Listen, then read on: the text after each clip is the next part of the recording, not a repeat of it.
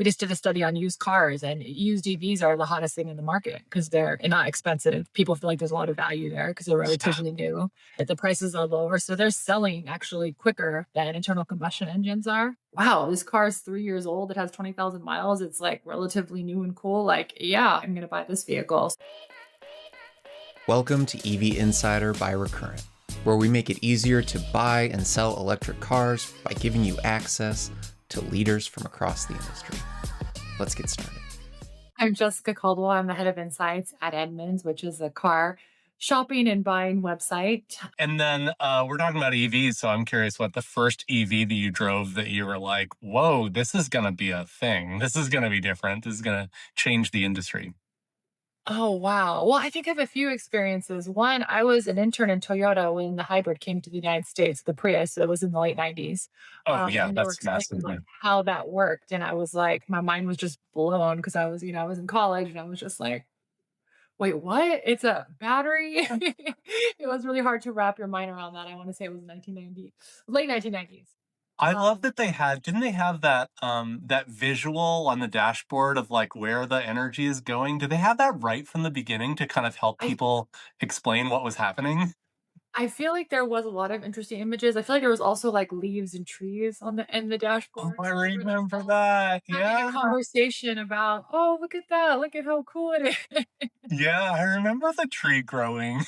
I totally do. I'd forgotten about that. The one I'm thinking about is like how you see the electricity flowing from the battery or to the engine to the wheels or whatever. It's sort of mesmerizing. It helps people explain. It helps our minds not be blown.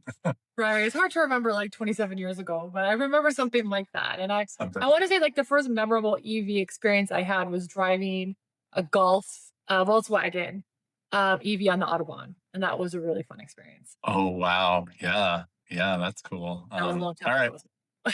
As well. Yeah. Okay. All right. So we're gonna mostly talk about your article, but like could you describe the EV market today in one word? What would it be? Oh, challenging, I think, would be probably the word I would use. Also exciting would be the other one. I know you said one, but so I think right now I'd have to say challenging. Um, Okay, challenging. but if I Yeah. was to draw back and give you like the 30,000 like foot view, I would say exciting as well. Okay, cool. All right. So I loved your article that came out in November, that you titled The EV Reset Era was amazing. And I wanted to just kind of talk to you about it and share that conversation. So I would love to just like kind of get the big takeaways that you had in that article and just we could dig into each one.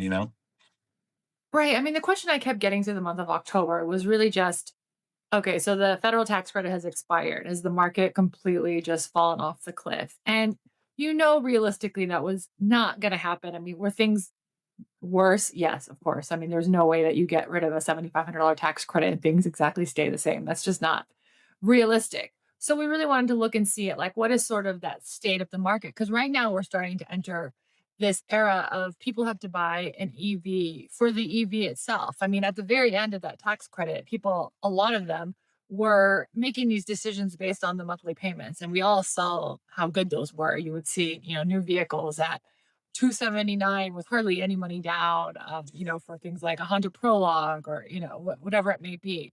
And that just it wasn't necessarily sustainable. And I think that it definitely attracts a different type of customer, maybe not somebody that is fully invested in the EV experience, maybe someone that doesn't want to invest in a home charger. So I think it's a kind of looking at where does the market stand now that it's over versus where it was just, a few weeks ago, because it's kind of like we're on a cusp of change. And so even what we saw in October will probably be different than what we see next March and even the end of December. And, kind of what we did see was people bought more expensive EVs, right? Because you're not necessarily getting people that are as deal focused. You're getting people that are financing in a different way. Most people just finance at the dealership because they were run on such good deals. And now we're seeing people bring in, checks to buy their vehicles. That means they're either, they're buying a cash, probably not a ton, but they're either going to like a credit union or outside banking. So the way that they do the deal now is going to be slightly different. And then also the people are still shopping EVs. When we look at Edmunds consideration, people were still looking at them. It wasn't as if it went from 10% to 0%. It was definitely lower than it had been, but it wasn't, it wasn't on life support quite yet. So even though those might not be buyers that want to buy right at this point in time, there's still curiosity. And that's what just the market needs. It needs curiosity for people to learn to see if these vehicles are right for them. For some people, it won't, but for some people, it could be. And I think that's a good start for an emerging market, really.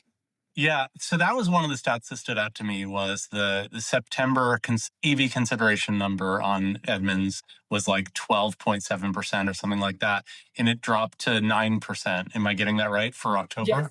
Yep. So that particular number I think is really interesting. So when we look at all of the places where any kind of comparable precedent to what just happened with the EV rebate removal, the two places that it's happened before are Germany and Canada, just in the past couple of years. And what they saw is for the following year, it was EV demand was 30% lower. So there was a 30% drop, and then the following year, it recovered to what it was before, right? And so it was really interesting, I thought, to see it was about a 30% drop in consideration in those early stage researchers from the Edmunds data. Do you think that that's what it ends up landing at next year from a sales perspective? Well, I mean, I think it could be higher just because the thing about EVs is that a lot of them are new nameplates. And so people tend to do more research on vehicles they don't know. If you've owned a Toyota Camry or even if you've lived in the United States, you kind of know what it is. And it looks much cooler than it ever has been, but you sort of know what you're getting into. Whereas things like, a Honda Prologue or, a Chevy Equinox or any of the Cadillacs, for instance, it's like, wow, that's a whole new world. I didn't know any of those vehicles were Cadillacs. They do require more research, that start online. So I wouldn't be surprised to see if it is higher. It's just kind of how do automakers and dealers they capitalize on that interest? Can they convert those people that are sort of looky loos out there into sales? I mean, that's a whole other can of worms. But I do think that you will still see online interest for EVs because that's what generally people do when they see a car they don't know. I mean, no car does better in Super Bowl advertising than the ones people have never heard of. Because once you True. see Yeah. on the Super Bowl, we will see traffic spike for a vehicle that no one has heard of because literally everyone gets on their phone immediately and they're like, "What is this? Like, What is I don't this know what thing? this Yeah. is." Yeah, exactly. So, I wouldn't be surprised if it does stay high because I think there is a natural interest there to know more. Okay. Okay. So one of the other things that really stood out to me from your article was the overall lease rates on EVs dropped from, was like above 75% on EVs. Is that right? In August, September? Yeah, generally north of Yeah. 70% it has been Okay. lately. And it dropped to 60% in October, right? Which is not too surprising, that because there's just this very, very generous, $7,500 credit. We've made the lease payment super low and then it's not there anymore. But 60% is still 2 to 3x the lease rate for gas cars. So could you kind of like, I guess, like maybe unpack what you feel like, why that's still much, much higher and, Mhm. what that says about the market differences? Yeah. Well, I think some automakers carried on generous incentive programs. The Okay. federal tax credit did not eh, carry over, but a lot of them were subsidizing lease payments because they realized that's kind of how people want to buy these vehicles. And I think for a lot of folks, it is a less risky proposition leasing. You own it for 2 to 3 years, generally speaking, and then at the end, you kinda give it back. Could you buy it? Sure, you could, but especially with new technology, it is nice to know or at least be able to buy the latest and greatest because, who knows? I mean, the last 3 years, it's been a wild ride for quite a while, so it's Yeah. hard to predict how things will change in 3 years when you're ready to turn in your vehicle and to say maybe, ranges are different, maybe infrastructure difference, maybe it's worse, you don't exactly know. And I think you're not necessarily taking the risk on the residual values because that's been sort of the other pain point. If consumers do that far into the research to see exactly what is some of the resale values for EVs. But on the flip side, that's been absolutely. We just did a study on used cars, and used EVs are the hottest thing in the market because they're not expensive. People feel like there's a lot of value there because they're Yeah. relatively new. They're not, Yeah. the prices are lower, so they're selling actually quicker than internal combustion engines are, and I So think even hybrids. at comparable price points, so the used EVs are selling faster than used combustion cars. Is that right? They are selling quicker, but a lot of times it is deal oriented because people that are in Yeah. the used market are like, wow, this car is 3 years old. It has 20,000 miles. It's like relatively new and cool. Like, yeah, I'm going to buy this vehicle. So yeah, we are You seeing know, that trend on the used side. totally that, and that really resonates. I mean, I think if you at this point look at, okay, what would you pay for a, 3-year-old off lease Nissan Aria or something like that? Mm, And then, so let's say that's, I don't know what it is offhand, $24,000 or something like that. Maybe it's lower at this point. Probably And less. then, yeah, probably less. So this is only called 20 grand. So then, what would you, with $20,000, what used ICE car would you be able to get? And Mhm. it's probably older, it's probably has higher miles, and certainly has less like cool technology in it. I mean, that's what to me like feels like 2026 is really the year of the used EV. Just even if you didn't have an opinion about like, oh, I really want electric or I really don't want electric, it's just they're just like cooler cars at this point for that are Mhm. newer and less maintenance on them. I Yeah, don't know. that's exactly right. I'm guessing that's what's going through these folks' head, and that's why they're selling quick because they're seeing value there. They're seeing, like you said, it's less miles. This seems like a new, cooler, advanced technology type of thing. It's newer, so I think when people are buying used, they are looking for those value indicators, and I think EVs definitely bring that to the equation. So I would imagine that they would continue to do well. But, as we know, there is a law of supply and demand. And when people get excited about these vehicles, prices tend to go up. But, I think we're at a point where, at least because of the lease rates have been so high, you're getting a ton of these coming back off of lease. So it seems like the supply should be fairly decent. Yeah, and at least less volatile than it has been in the past. I mean, the used EV market was so thin going back like, 1, 2, 3 years ago that any little price, sort of like price spike or whatever, or supply spike or demand spike could massively change the pricing. And so and leave a lot of dealers sort of in a just kind of a general level of uncomfortable, you know? Yeah. Right, and So we also have more mass volume just because, yeah, 3 years ago, there were EVs that they weren't compliance EVs, they're, cool EVs that people want, so I think yeah, that definitely helps too. Because when you looked at the used market, even a few years ago, it just looked like not really compelling for the consumer. yeah. Wh- where do you think the lease rates settle out for EVs? Like, where does it settle out at next year, like 12 months from now?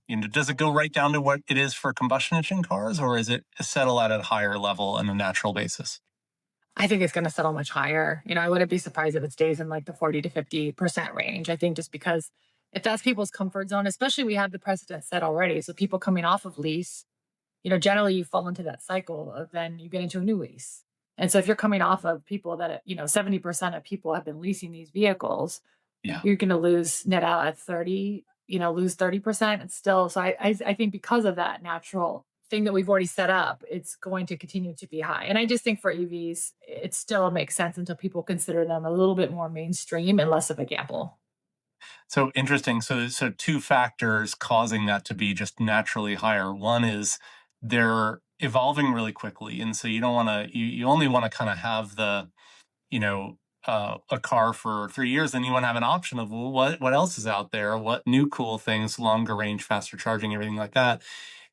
So that I agree with. And then the second point is one that I hadn't really thought about, and that's just the fact that people got used to leasing EVs because of the tax credit could just mean that that is just for a long, long, long period of time, that just becomes the way that people, kind of own the EVs. Just they're Yeah, I used mean, to leasing them. So you roll it into a new lease. right. We see that in the luxury market. It's like people get in the luxury market and they never get out of it. It's like they just, once they go there, it's hard to, once you've got a very nice car, it's hard to go back to a normal car. And they achieve that by leasing because it lowers the payment. And once they get into that luxury lease, I mean, how the story Yeah. goes. No one breaks out Yeah. of it. They just, every 3 years, they get the new 5 Series or GLC or, whatever it may be. Yeah, do you think that's a good thing or a bad thing for the auto market in general as EVs get to be a bigger and bigger portion of the overall auto market? The fact that like we think that just the lease rates are just going to be naturally higher for a long period of time, good or bad or neutral? Yeah, I mean, the danger is these when they come back off of leases, is there a used market that can sustain a 50% lease rate for EVs? So I guess as the volume grows, you may want to scale back, unless you want to continue to have very cheap used EVs, which consumers will not mind. But Yeah. automakers they want to make money at some point on EVs, so maybe not for them. So, I think that it's hard to fight at this point. It will continue to be high. So it's sort of how do you mitigate those risks around it, and how do you bring maybe just regular purchases more attractive? Because that's sort of the challenge that they have now is how do we get people to buy these vehicles and to commit to them, and they take the risk on the residual value after 3 years, 5 years, 7 years, whatever it may Right. be. They have to stop getting so much better so quickly.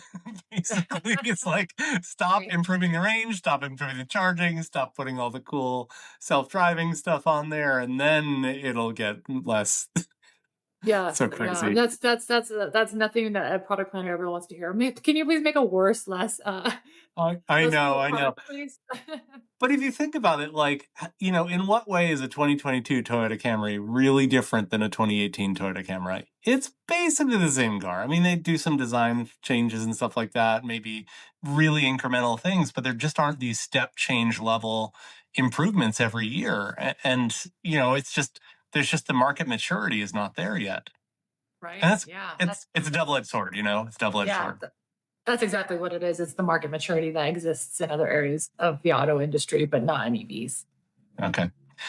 Okay. So as we head into 2026, I feel like there are a lot of things we don't know about where the market's going in the EVs, to say the least, right? It's like dumb statement. You're like laughing at me. Um, would you say that there are one or two things that you feel like we do know and you can set your watch by, like this is going to happen in 2026? Well, I mean, I think in 2026, we're going to continue to see new vehicles. And when that happens, it sort of gives a halo effect to the market. Whenever you have sort of that marquee vehicle that comes out that people are interested in, you see the effect on other EVs as well. And that's what the market needs, right? It needs people to be more aware. They need to be able to consider that. And every time a new model comes out, it helps. And they kind of help each other. It's like one of those like all tides rise the boats. I'm sorry, I butchered that expression, but Do you not? I'm with you. yes, it is to that degree. So I think that is definitely, going to continue. Whatever interesting things Tesla does, that always gets a lot of attention and people are kind of tuned in to see like what will happen next. And now that he's, got his fancy pay package, I'm sure it's close to what your salary is for current. Yeah, you can tell by my luxurious home office here. Yeah. We should expect some big things at this point, right? And when they do big things, it tends to garner a lot of attention, a lot of interest. I guess people just talking about EVs in general. And like I said, it's like the first step is just you got to get people to look at them, be aware, and consider them. Yeah. What are the marquee vehicle EVs that you think will drive that broader awareness next year? Oh gosh, that's a tough one. I haven't The auto show season is upon us. So that's usually when I'm out there like, oh, okay, what is actually coming out? But I've been so impressed by the Cadillac, EVs that have been coming out. Yeah. Those have been Yeah. really great. And I mean, talk about just a transformation in brand. Like people, and that's the thing is like people need to do research because you ask people generally out there, especially that are over, the age of 40 probably, like what Cadillac is, what they will describe is not what they're selling. And so Right. like working on that connection, I imagine for them as well as other, I mean, you could probably say something similar at Hyundai or Kia. I mean, some of their EVs have been, pretty compelling as well. And it's like what Yeah. people think about them is very different. So I guess connecting the dots for automakers and for dealers with consumers, that's really important. That's got to be a priority for next year. I think that's such a good observation about the product that Cadillac is selling is different than the kind of like what it historically has been. And Kia for sure comes to mind as well. I mean, I think that 20 years ago, the Kia dealership was, kind of mid market, low to mid market, not really many frills, pretty low price point cars. And the EVs that they're coming out with are like some of the best in the industry now. So there's this real dissonance between the legacy Kia brand and the product that's coming out now. And I think you're right, Cadillac's the same way. Yeah, yeah. I mean, get the awareness up. I mean, people have to know. It's like they don't know what they don't know, and if you don't tell them, they're going to continue buying the cars that they always have. That's the biggest loyalty we see in the industry. People, you think it's crazy, but people just go in and they buy the exact same cars that they have, just the newer version. So if they don't know what exists out there, then that's the cycle they fall into. So that's the thing that they have the challenge to break them out of that. So I think that the Chevy Equinox EV was the sort of like dark horse that just crushed this year. I mean, like vaulted them right up there, below the 3 and the Y. Do you have any bets on what the kind of like the dark horse for 2026 will be? Oh gosh, that's a tough one. The Nissan Leaf is due, right? And that's like sort of like the All right, good. OG electric vehicle when you think about it. Sort of in the new modern era, it was the Chevy Volt, which wasn't a true EV, and the Nissan Leaf came out at the same, I think, 2012. There's got to be some brand awareness there, and if people can be Totally. maybe interested, I mean, Nissan definitely as a brand has struggled. They're definitely struggling, but if they can capitalize on some of that nostalgia, seems like it's definitely a better product. Maybe they'll get some increased interest or at least do something for their brand. I 100% agree. I got a chance to check out a 2026 Leaf a couple weeks ago at a like conference, and their starting price is 29,000, right? Like they're bringing it in under 30,000, and it has 300 miles range. Like the low level trim. I mean, get the word out there, Nissan. That on the Yeah, billboard, it has to be under 30,000, over 300 miles of range. Get the basic. totally. That's it. That's all you need. That's all That's you it. need, That's and all it's a you great need. looking car. Yeah, that's like the easiest advertising campaign ever. Thanks for joining this episode of EV Insider. Be sure to like, comment, and subscribe, and we will see you next time.